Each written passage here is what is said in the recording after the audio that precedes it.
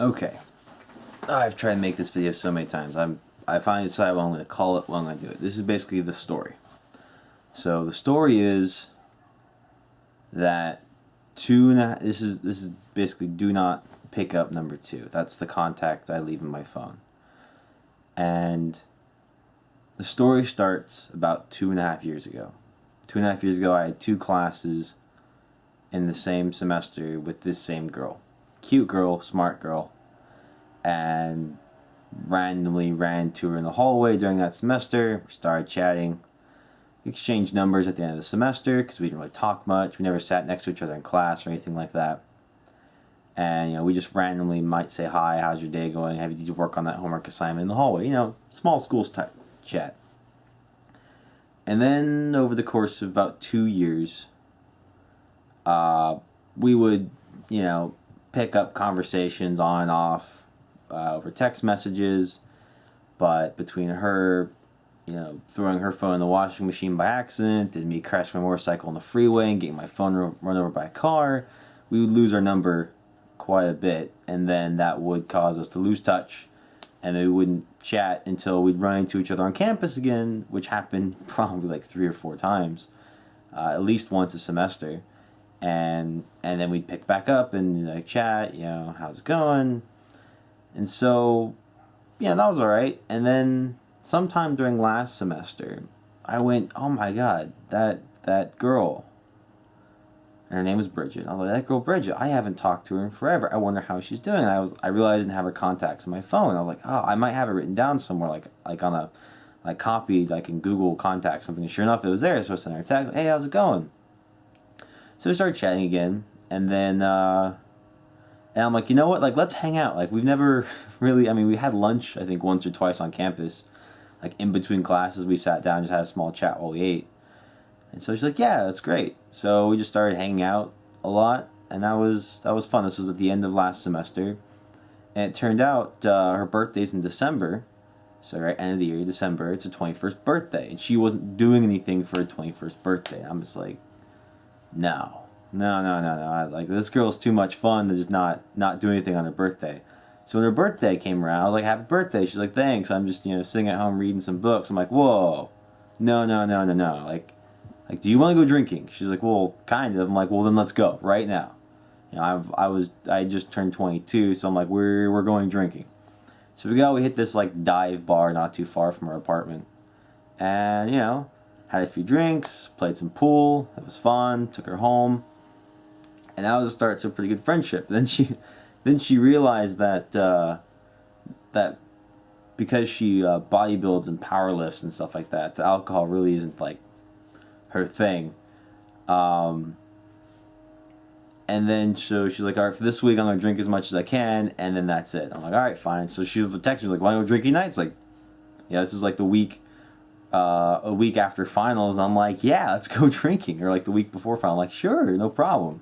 Let's do this. So like 3 or 4 times that week we went out drinking, and on the last night, which was a Friday night, or was it Saturday, we got pretty drunk. And it ended up not necessarily being drinking at bars because it's expensive. Like, she'd buy alcohol from the store and bring it to her house, and we drink there. And one night we were drinking a bunch of wine that she bought, and I brought over like a couple beers for her to try because she's tasting out all different kinds of alcohols, and watching a movie like we had been the previous nights. Things got a little fun, and then ended up being kind of a fun night, and then a better morning. So that was entertaining. And that kind of started our dating relationship because we kind of admitted to each other that night before that, we each actually kind of had a crush on each other for the past 2 years, but we never actually did anything about it. So that was convenient, right? I liked her, she liked me, we both thought each other was cute, we had fun together, let's date. So we then dated for about 2 months. All of December, all of January, and at the start of the semester, end of January, I was just like, be my girlfriend, right? I mean, like, what else is there? So she's like, all right, yeah, sure, I'd love to be your girlfriend and you be my boyfriend. It's like, all right, fantastic. So then our relationship officially starts. And things are going all right. Now, there were a couple red flags in this relationship in the get-go. And I already knew them because I'd been in a long-term relationship with similar red flags. And there were things like issues with depression, major body issues. This is why she power lifts and goes to the gym 5 days a week, because her body image pretty much rules her mind. Past trauma with 2 instances of sexual assault, and a childhood full of verbal and physical abuse from both her parents. And she still lives with her mother, who obviously divorced her father, who no longer physically abuses her, but still on about every 2-week basis verbally abuses her and sends her into a depression down spiral that she has to deal with. So not a very good situation. She basically lives at home. She doesn't really have any friends because every time she goes out, her mother then insults her and calls her a hooker for walking the streets of their city. And then that messes her up. So she lives in a really kind of messed up situation, and it's really hard for her. She's got basically school and 2 cats to get through it. And then there was me. The problem was she was so worried, and this is things I didn't know during the relationship. So okay, I won't go into that till the end. So continuing the story, we start officially being a couple. We meet up every day before school. Before we have classes, about 10 o'clock in the morning, we'd spend an hour or 2 just kind of chatting, walking around campus, go get tea and coffee. We'd meet up, sometimes between me getting out of class and her going to the gym, because sometimes they met up right about the same time. We'd try to have lunch together, even though she was always super busy with studying, because she had 16 units of classes that were all upper division classes, and she had 600 pages of reading to do a week. She was a brilliant girl. And so she was just always busy with schoolwork, and so it was really hard to find time to actually spend time together. And so the only time we could was usually on weekends. And on weekends, I'd get lucky if I could spend even like 1 4-hour block of time with her. So it's like every Saturday it'd be like a coin toss. I'd be able to say almost 50% certainty I'd be able to see her that weekend. So pretty much the only time I get to see her would be like an hour before class every day, and even then she's studying, so we're just kind of sitting next to each other reading. It wasn't much of an actual being together kind of thing. But I was dealing with it. I got kind of bummed by that, because she spent 15 hours a week at the gym, and she could barely give me like 2 or 3 hours a week. It's like, come on. It's like, give me something here, right? And she's like, no, I'm just so swamped with stuff, I just can't. I'm like, all right, fine, we'll see you Monday or whatever. And then she didn't have a car, because the only car she has is her mother's, which means the only time she could go anywhere is if her mother's not working. And so there was a fun 2 weeks where for 2 5-day stints, her mother traveled to Virginia to visit family, and I got to basically live at her apartment with her for 2 sets of 5 days, and that was a lot of fun.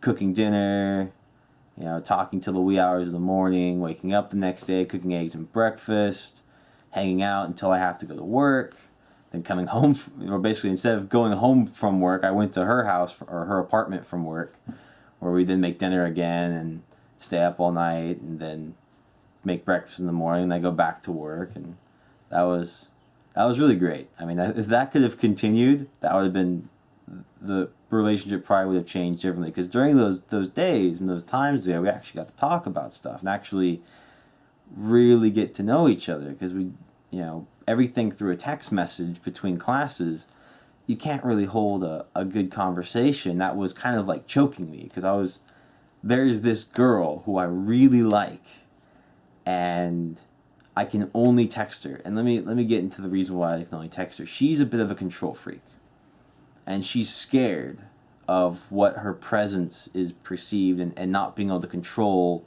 her interactions with people. So our entire relationship, my interactions with her were artificially limited by her, just so that she felt more comfortable. And I was willing to play along with that for a while. It really tired on me. And so she doesn't Skype. She doesn't call. She doesn't answer her phone. Pretty much the only way to communicate with her was talking to her in person, which consisted of 2 hours a week, Mondays and Wednesdays before class, an hour each. And maybe if I got to see her on the weekend. And then whatever I can get from her from text messages, which, I might shoot her a text message because she doesn't answer her phone for any reason. She doesn't like looking at her phone. So I might send her a text and I won't get a response for 12, 20 hours. So communication was basically constantly stagnated between us. And then the times I did get to spend with her before school, she was always studying, so we never actually got to have any conversations. It was like, you want to be my girlfriend? Yeah, sure. Let's be a couple. And then the entire 2 months is basically sitting next to each other, not saying anything. And I hated that. I absolutely hated that. It just drove me nuts. And so, and before we were dating, she mentioned she had a blog and like all her social media and stuff, right? She told me like, hey, are you on, blah, blah, blah. I'm like, no, I'm a computer science student and a bit of a network security guy.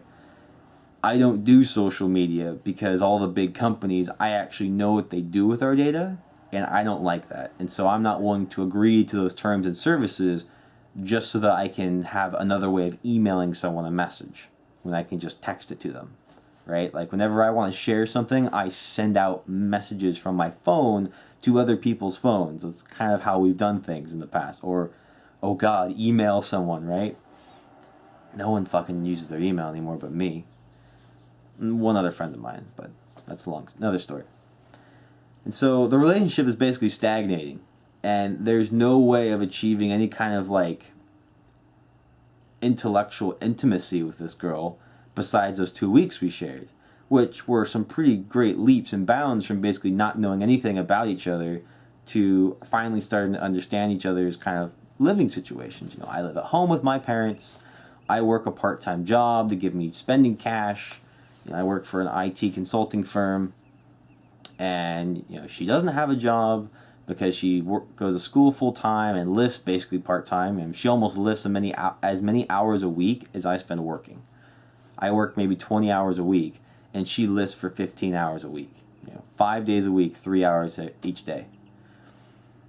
So that was just kind of our living situation. She has a bad situation living in an apartment with her mother. I have a great living situation with my parents. They're very loving and considerate. Her mother is loving and cruel by all standards, and thinks she can kind of make up for it by leaving her little envelopes of money saying for Bridget as like a I'm sorry for verbally abusing you last night kind of a thing.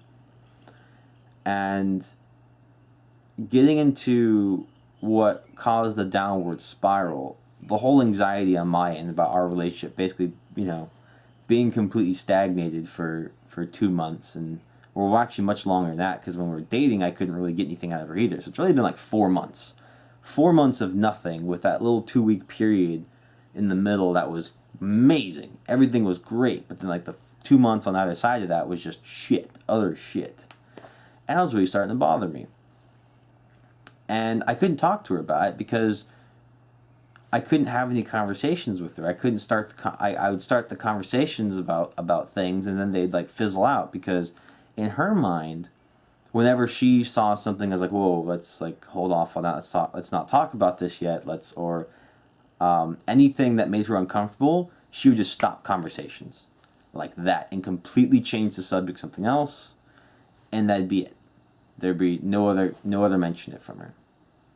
And if I tried to talk to her about it in person, she would be like, I'm really busy, I have to study. So she would just completely remove herself from the fact that she was in a relationship, like, I can't deal with this right now. And I learned something after the end.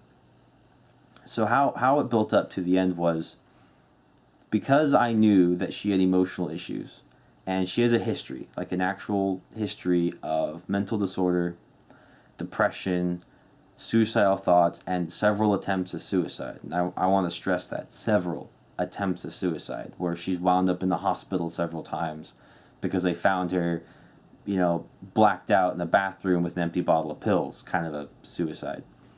Or, attempted to drown herself in the bathtub, kind of a suicide. Um, and when things would happen with her and her mother, or her and like, something at school, or with someone at the, I don't know, something would happen in her life that would cause her some crazy emotional things, whether it's flashbacks from her previous sexual assaults, whether it's verbal abuse from her mother, something that would send her into like these little downward depression spirals. And when that happened, she'd fall off the face of the earth. Literally. I mean, she would just be gone. I could call, I could text, I could email. I'd show up to school, we'd meet up every day, she wouldn't be there. She was just gone. And I get concerned, right? I mean, I'm the boyfriend, I really like and care about this girl, and she would just vanish from my life for sometimes up to 2 or 3 days. She'd just be gone. Like, I would hear nothing.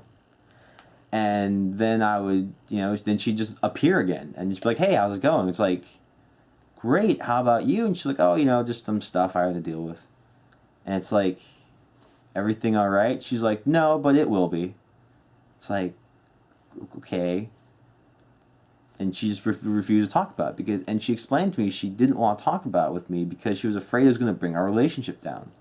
And I'm like, look, I'm here and I want to help you. Why won't you let me help you? And she's like, no, it'll like damage our relationship. What she didn't realize was that what she was doing and constantly like pushing me away was also damaging our relationship. And so she had a blog, and this sort of comes back to the blog. And I've known about the blog for months. I found it months ago. It's some public Tumblr blog. She does the post about her sociology stuff and her lifting stuff and all that. And I never really read it because it was just like, oh, it's just her whatever. And then while we were really dating, she's like, hey, I got the blog I told you about. I'm like, yeah. She's like, it's kind of like my diary. So don't go looking for it. I don't want you reading it. So I was like, okay, fine, I won't read it. I didn't tell her I already found it, but I was like, I'm not going to go read it. So I didn't for a really long time until basically the events that led up to the downfall. So the build up over the past 4 months of just, it seemed like every 2 weeks she'd fall off the earth. And it would cause me lots of anxiety and stress because I'd be worrying about her, history of depression. While we were dating, she had told me that a few weeks prior she had had suicide thoughts again, and she'd written letters. She had written suicide letters, and one of them were she was 3. One to her mother, one to her brother, and one to me. This is like the beginning of our dating. Bit of a bombshell to be dropping. And I was like, okay, this is concerning, but, I'm understanding, you're probably really emotional, blah, blah, blah. And so we moved on from that. But then she fell off the face of the earth again, another 2 weeks. And I was like, at this point, I'm stressed. Like, I have midterms all week. I'm stressing my ass out. I'm getting no sleep every night. I'm just trying not to think about her. But she's all I can think about. I'm crazy about this girl. And she's just fallen off the face of the earth because something in her life has gone wrong. And there's nothing I can do because she won't talk back to me. Like, I can send messages all day and she won't respond. And I described it as she lives in a walled garden of her own creation because she's the one creating these barriers between us. And she does it for what she believes her own benefit, and I understand that, but it makes having a relationship pretty damn hard. So the walled garden scenario, she's somewhere in a walled garden, I'm walking around the outside tossing notes over the wall. And I know she's getting them, but she will just write one note back, no matter how many I send back. She'll write one, toss it over one of the walls, and I have to walk around the garden until she throws one over, and then I find it. So, it's days goes by before I hear from her again. And so this was like a Wednesday, she fell off the face of the earth, and I didn't hear from her until, it was like a Tuesday. Tuesday night, Wednesday morning, she just fell off the face of the earth. And I didn't hear from her till like Thursday night. I'm concerned, right? So I'm leaving her the occasional message saying, like, hey, I hope everything's okay. I understand you're probably working through some crap right now. Just send me a text or something when everything's all right. And then late Thursday night, I get a text message. And I was like, okay, great. Maybe she's recovered. She's like, hey, I'm really sorry. Last night hit a new low, and I just need more time. And I was pretty happy that she first responded back to me, but then I started to panic because with someone with a history of real mental depression issues and suicide, the phrase, I hit a new low, became like branded into my head. And I was like, can you please, and she's like, I really appreciate you leaving me messages, it's nice to hear your voice, even filling with your voicemail. And I was like, please, can you just call me? Like 10 minutes of your time, that's all I need. Just like, I want to hear your voice, I want to make sure you're okay. Just anything, something, please. And she's like, Max, I'm sorry, I really can't. So like, I just can't, I need to be alone in my own head for a while. And, maybe I'll be feeling better tomorrow. Who knows? And I'm just like, please, just 10 minutes of your time. That's all I'm asking. She said, I can't. And at this point, I'm pissed. Like, I don't know how fucked up something could possibly be that someone can't even give me 10 minutes of their time. And so I'm angry. So I'm concerned, I'm stressed as fuck, I'm getting depressed by this, and now I'm angry. So I'm just like, what am I gonna do?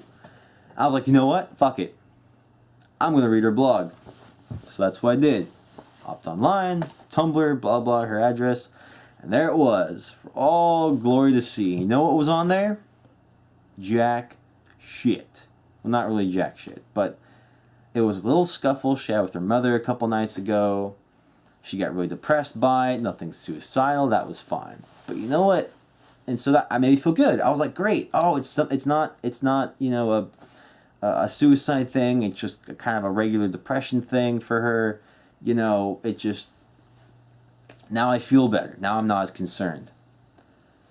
But then it hit me. She said I had to be alone in my own head. And yet I'm looking at her blog, and her Tumblr is continuously full of interactions and even croppings of text messages she's having with other people. Other people she's met online through her Tumblr blog. And, one of them's like her old time friend Shane. Another one's like a couple of her lifting buddies from school. I mean, not really buddies, but they're just people that would, they work in together, so they'd spot each other for squats and for deadlifts.